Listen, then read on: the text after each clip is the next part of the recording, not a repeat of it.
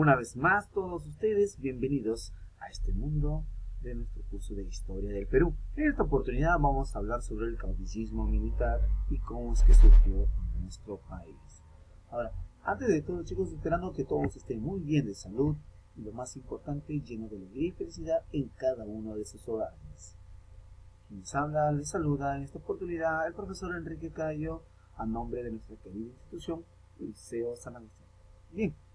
Vamos a saber qué es el caudillismo militar. Para ello vamos a tratar esta palabrita, ¿sí? Importante, ¿sí? El caudillismo fue un fenómeno americano.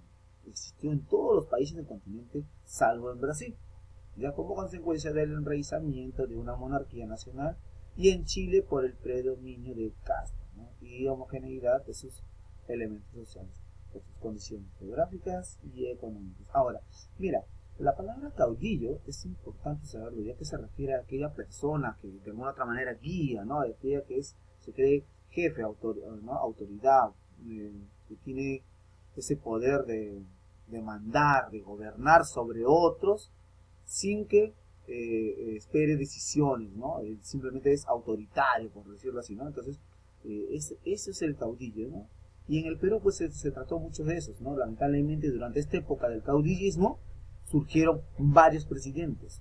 Lamentablemente muchos de estos presidentes tienen como antecedente el haber sido militares. La gran mayoría de ellos fueron militares y que pues de alguna otra manera, al ver que nuestro país, nuestro gobierno, nuestro mundo, desde que don José de San Martín nos dejó entre comillas libres, pues no hubo un gobierno, no hubo personas que de alguna otra manera gobernaran como debía ser, y había pues un desorden social totalmente, no había pues leyes, no había, ¿no?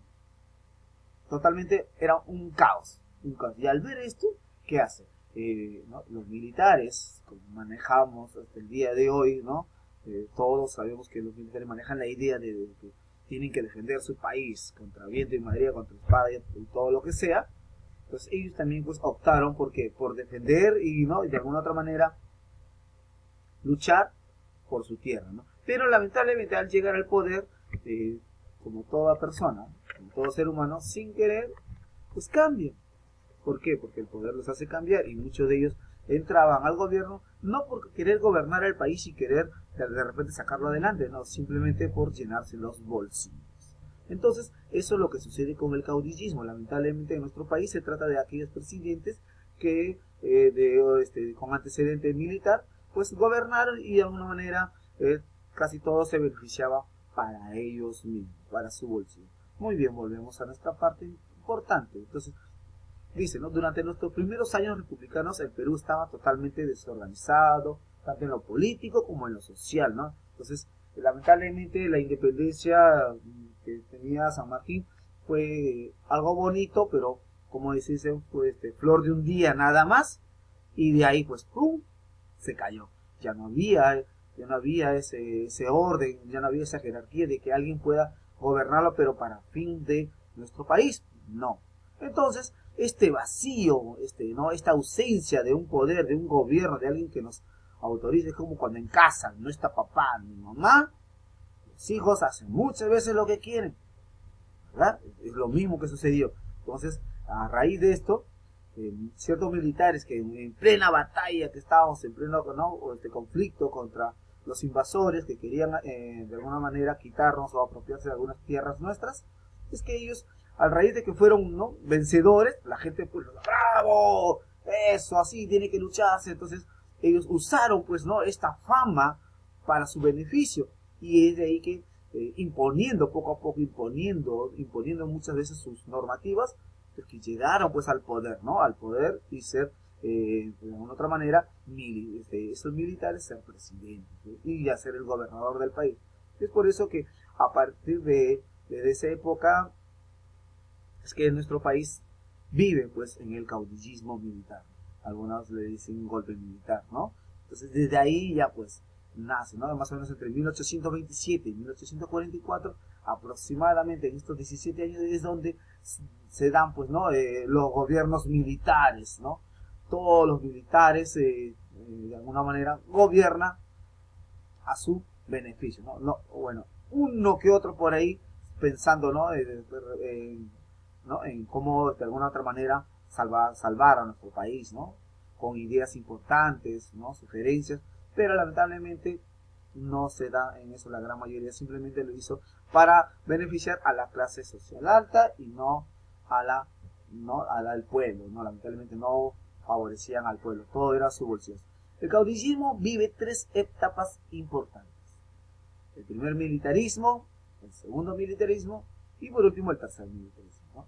El primero se trata de 1821, justo después de nuestra independencia, hasta 1872, años, época en que estábamos pues, en la batalla de la Guerra del Pacífico, que estábamos por ahí más o menos, es donde se da este momento, ¿no? Esta época de lucha del primer militarismo que estábamos viviendo. Todo a cargo de quién, del presidente, o en este caso no, el gobernador o militar Manuel Pardo, ¿no? Nuestro compadre Manuel Pardo, el que asume, ¿no? El poderío en esa época, ¿no? Imponiéndose de alguna otra manera para salvaguardar nuestro país, pero de alguna otra manera también se enriqueció en sus bolsillos, ¿no? Pero de algo sirvió, ¿no? De algo sirvió este militarismo, porque si no fuese por ellos también estaríamos invadidos, porque ya que no había un gobierno, ¿no? En este caso un militar asumió el poder y eso motivó a las masas a poder defender también nuestro territorio, ¿no? O sea, también tiene su pro, ¿no? Luego viene el segundo militarismo, la segunda etapa, que se da inicio justo después nomás de ahí de la Guerra del Pacífico, donde tuvimos muchas bajas, hasta 1895, año en que Nicolás de Piérola encabezó, ¿no? Encabezó, ¿no? Una revolución para llegar al poder. Bueno, lo que hoy en día lo conocemos a este movimiento de asumir el poder se llama golpe militar, ¿no? Lo que le decimos golpe militar es cuando no están de acuerdo de repente con el gobierno o la forma que está llevando cierta persona, como hoy en día sucede con Vizcarra, que algunas veces no quieren entender su punto de vista.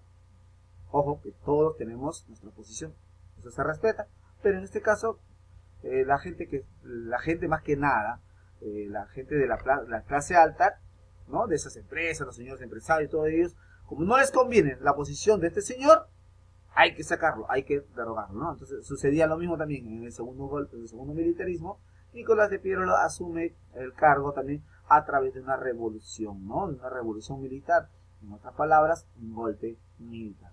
Luego viene el tercer militarismo, que es desde 1930, ¿no?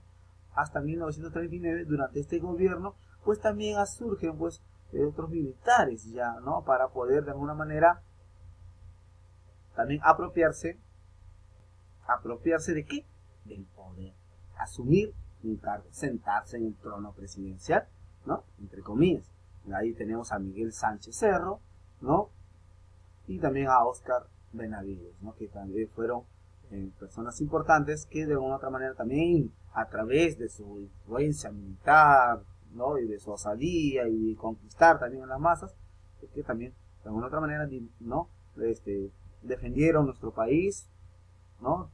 Pero lamentablemente durante todos estos tres gobiernos, estas tres etapas, estos tres gobiernos, el país sufrió bastante déficit, ¿no?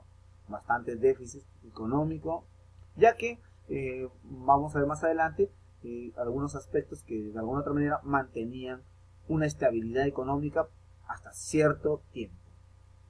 Ahora, durante estos periodos el país se encontraba en constante inestabilidad y desorden social. Es cierto, ¿por qué? Porque todos teníamos miedo a que solamente los militares, y si no hacías caso al militar, a veces te golpeaban o ¿no? Te obligaban o ¿no? te maltrataban, ya que pues lamentablemente, ¿no? El militar tiene esa mentalidad, ¿no?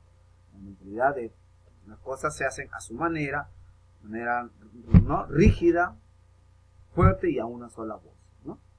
Bien, vamos a ver algo más, ¿no? Dice, en sí, esto de acá del caudillismo nace pues desde 1823, como decía, ¿ya? Y esto de la falta de una persona de que gobierne o que de alguna otra manera ¿no? dirija correctamente un país, hace que pues no que nazcan pues no los militares, que asuman el poder, que el caudillismo aparezca, pues entonces, y eso es algo importante, ¿no? Esa falta hizo, ¿no? que apareciera, para la redundancia, y así es como nuestro país sufrió pues ¿no? momentos militares, que para algunos fue bueno, no hay que negarlo, ¿sí? Para algunos fue bueno, pero para otros quizás no, ¿no? En esa época más se beneficiaron pues quienes, los de la clase alta, ¿no? Y uno que otros de la clase, ¿no? Del pueblo mismo, que entre comillas quizás supieron aprovechar porque tuvieron apoyo, ¿no? Algunos apoyos, ¿no? De algunos militares, ¿no? De repente por ser familiares, por ser cuñado, por ser el vecino o por algún favor X, ¿no? Entonces, vamos a ver los aspectos importantes que resaltaron en esta época militar. La primera fue que cuando se quiso dar la Confederación Peruano-Boliviana. Esto se da más o menos en 1825, cuando ya se crea la República de Bolivia, separándose de Perú. Recuerden que antes Perú y Bolivia eran una sola, ¿no? Ahora se separa Bolivia de Perú y en 1836 se da una confederación, ¿no? Se plantea crear, ¿no? Se plantea crear la Confederación Peruano-Boliviana. ¿Para qué? Para mantener ese lazo de amistad y no haya división como hoy en día con Chile a veces no sucede, pero en caso con Bolivia se mantuvo esa confraternidad de hermanos países, ¿no? Entonces la gente quería, en este caso el presidente a cargo quería que siga de alguna otra manera esa amistad, y por eso que planteó la Confederación Peruano-Boliviana, pero lamentablemente ciertos políticos y militares pues se opusieron a esto, ¿no? Y esto también pues no provocó a que pues el país sufra ¿no? esa inestabilidad política, donde no querían que no querían qué cosa, no querían que otros países vengan y se enteren quizás de cómo están robando, de quizás cómo están hurtando ciertas primas, o en este caso materiales, que existen en nuestro país. Luego se da también el guano que fue importante. El guano fue lo que sí mantuvo equilibrio económico a todo nuestro país durante esta época. Pero ya al agotarse, ya el país sí totalmente ¡pum!, para abajo. Una crisis total económica, porque ya no había de dónde sacar la plata, porque la gente vendía, exportaba, vendía, se explotaba y todo era exageradamente, son cifras nada más, puede decirse un 90% para ellos y el 10% para el país o para el mantenimiento de toda nuestra economía. Pero eso es lo que se vive, ¿no? En este época. Bien, chicos, es lo que hemos hablado el día de hoy en una primera parte sobre el caudillismo en el Perú. Ahora, una tareita extra, no está en la hojita, pero sí te la pongo, que no te vayas a olvidar de hacer un mapa. Vas a hacerme un mapa conceptual del tema. Un mapa conceptual del tema y también grafícalo, ¿no? Busca una imagen de internet, algo por ahí y le pegas, ¿no? Y lo pones también, ¿no? Y graficarlo, ¿no? O sea, graficar el tema, ¿no? Vamos a poner y graficar el tema, ¿ya? Entonces, no te olvides, ¿sí?